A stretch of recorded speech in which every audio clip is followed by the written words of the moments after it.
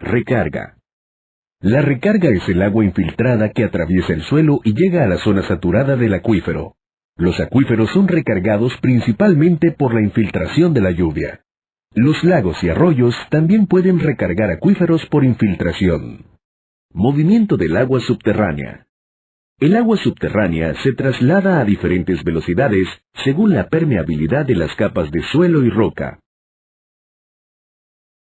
El agua subterránea podrá tomar algunos días o semanas para penetrar capas permeables como suelo suelto o arena, pero podrá tomar años, décadas o siglos para atravesar largas distancias o traspasar capas menos permeables. El flujo del agua subterránea también puede variar en función de las características de orientación, forma e inclinación de las capas geológicas. Puntos de descarga. Como hemos visto, el agua se infiltra en la tierra, se traslada y surge de la tierra en puntos de descarga.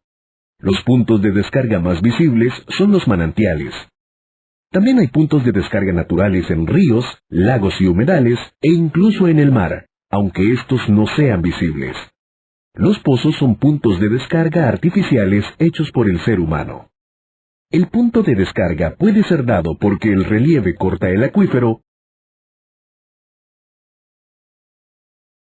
o bien porque el agua encuentra una salida al exterior a través de grietas o fallas en la roca. La descarga es continua, siempre y cuando haya suficiente agua por encima del punto de descarga. Manantiales de acuífero y manantiales de agua subsuperficial. Hay nacientes u ojos de agua que no son puntos de descarga de acuíferos. Son puntos de salida de agua que se ha acumulado en el subsuelo a un nivel subsuperficial y que no llegan a conformar un acuífero. Esta agua tiende a trasladarse en flujos paralelos a la superficie hasta que encuentra una salida. Estas nacientes suelen tener poco caudal y en época de no lluvia decrecen y pueden secarse. Los acuíferos de mayor tamaño suelen ser los de escala intermedia y regional. El regional presenta mayor profundidad y distancia de recorrido. Generalmente la descarga de este tipo de sistema de flujo se da en una cuenca hidrográfica diferente a aquella donde se originó la recarga. El área de recarga. Para poder aprovechar los manantiales y los pozos, puntos de descarga, es importante conocer y gestionar el área de recarga que alimenta los acuíferos. El área de recarga es la parte de la superficie terrestre que es permeable, permitiendo que la precipitación y el agua superficial se infiltren y recarguen un acuífero. Veamos un ejemplo. La recarga de este manantial se realiza en esta área donde la precipitación se infiltra y luego fluye a través del subsuelo y descarga en el manantial. En cambio, en esta otra área no se produce recarga debido a la baja permeabilidad del suelo y la lluvia escorre por la superficie. El área de recarga se ubica en la zona de donde vienen las líneas de flujo. Por ejemplo, para este pozo, esta es área de recarga y esta otra no.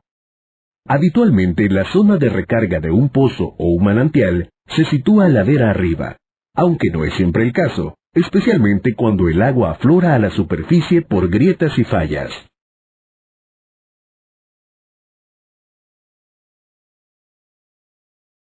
Delimitación del área de recarga. La identificación de áreas de recarga no es sencilla y requiere del apoyo de especialistas.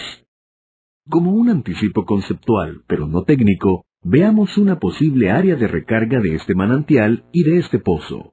Para ello tomaremos una perspectiva aérea. Esta línea imaginaria corresponde al corte del terreno que hemos estado viendo.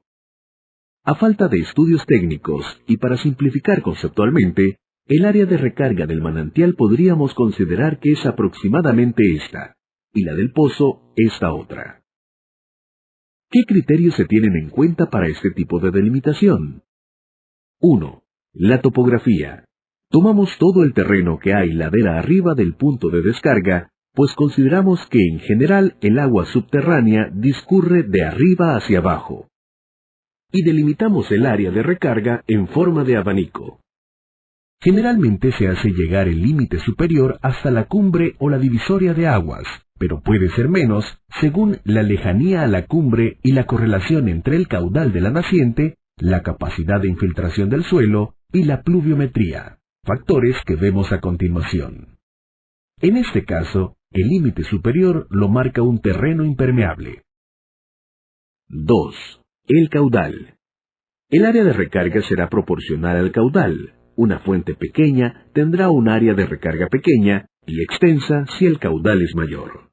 Ojo, recordemos que este criterio es una simplificación. 3. La capacidad de infiltración. No obstante, la capacidad de infiltración del terreno también influye. Cuando existe gran capacidad de infiltración, el área de recarga puede ser menor que cuando hay poca capacidad de infiltración. Ya vimos que el cómo están dispuestas las distintas capas de materiales que conforman el suelo, el orden, la extensión, la inclinación y su orientación, son muy importantes para determinar el flujo de agua subterránea. Lamentablemente, sin estudios técnicos es difícil conocer la estructura geológica. Estas orientaciones para delimitar áreas de recarga son más útiles cuando se trata de manantiales cuya agua tiene un origen subsuperficial. Cuando proviene propiamente de acuíferos, es más difícil delimitar el área de recarga y siempre conviene apoyarse de especialistas. Hay que destacar que estamos hablando de las áreas de recarga de puntos concretos, manantial o pozo. El área de recarga del acuífero sería mucho más amplia. Recordemos cómo era el acuífero visto desde una perspectiva de corte de perfil. Para asegurar la cantidad y calidad de agua en un punto de descarga, es clave tener identificada su área de recarga y promover que se haga un correcto uso del suelo, el cual facilite la infiltración del agua lluvia.